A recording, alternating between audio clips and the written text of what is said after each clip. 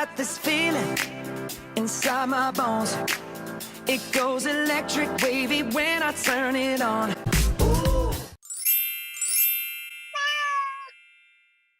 Ja alustan ja lõpetan ikka autost. Tere hommikust, sõbrad. Kell on tegelikult juba 3:30. Aga ma ausalt ei ärganud praegu.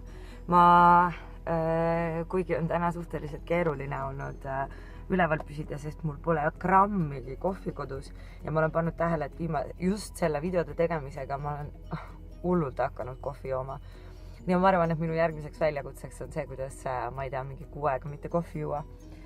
Aga igal juhul ma lähen praegu poodi, ma lähen kingitusi ostma ühtedele erilistele inimestele ja siis kella 4 ajal peaks tulema meie see naabripoiss sõber Siim, sellepärast, et ta mängib kitarri, nii et ta tahtis natukene muusikat koos teha ja oma planeeritud projektides ma pole suutnud veel ühtegi teha, mis ei ole väga tore, sest ma pean hakkama seda siis öösel tegema. Aga kuulge, reede on käes. Nii et ägedat reedet teile ja näeme pärast. Naljakas asi juhtus praegu Kartelis. Ma sõitsin eskalaatoriga siis 3. korrusele ja nägin üle õla, et minu taha tulid 2 härrasmeest, vanemat härrasmeest. Ma näitan kohe, kui ma koju jõudan oma pükse ka, aga igal juhul ma vaatasin niimoodi vasakule ja siis ma nägin, kuidas üks mees tõmbas nagu tähelepanu minu pükste peale ja näitas nagu teisele ja siis nad hakkasid rääkima sellest hästi vaikse häälega muidugi. Hakkasid sellest rääkima, kuidas nad ikkagi ei saa aru, et miks selliseid asju on kantakse.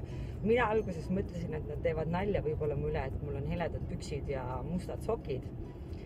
Sest et ma olen ju beauty guru.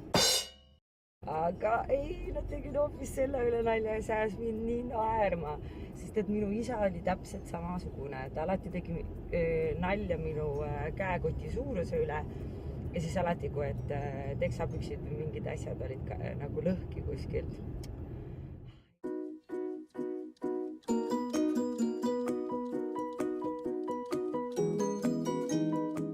Püksid, mille üle need mehed nalja tegid.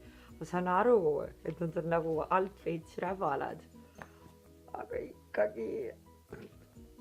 mingi plekk. Tšau, naabripoissi! Ja täna ei ole kuulda mingisugust tööriista häält, on ju?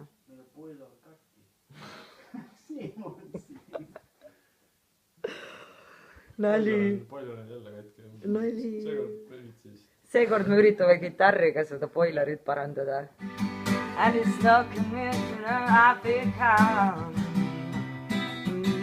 Samal ajal, kui mina filmin iseennast, on teisel pool kaamerat heast tuju saada, kes üritab mitte asju saada tööle. Ja iga kord, kui ta üritab midagi tööle saada ja see ei lähe tööle, siis ta hakkab tegema seda siili häält. Ma juba kassi hoiatasin, et need hakkavad varsti tulema. Me lõpetasime Siimuga proovi ja nüüd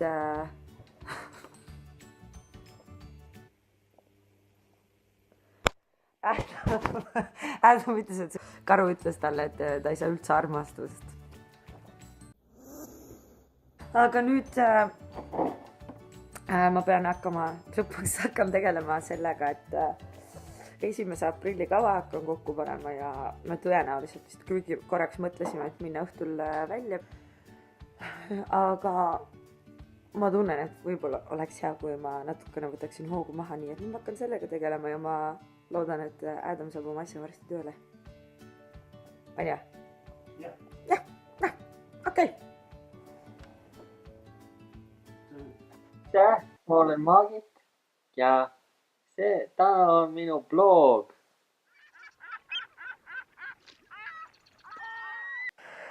Kell ei ole ju tegelikult väga veel öö, aga mina lähen varsti magama. Ma loodan, et teil on olnud super päev ja homme hommikul ma hakkan... Homme hommikul ma hakkan Tallinnasse sõitma ja siis ma loodan Evaga tee veel palju nalja teha. Öelge head ööd. Mussi. Head ööd! Kuidas ma panen? Stop. kes leidsid mu sülest, ma korjasin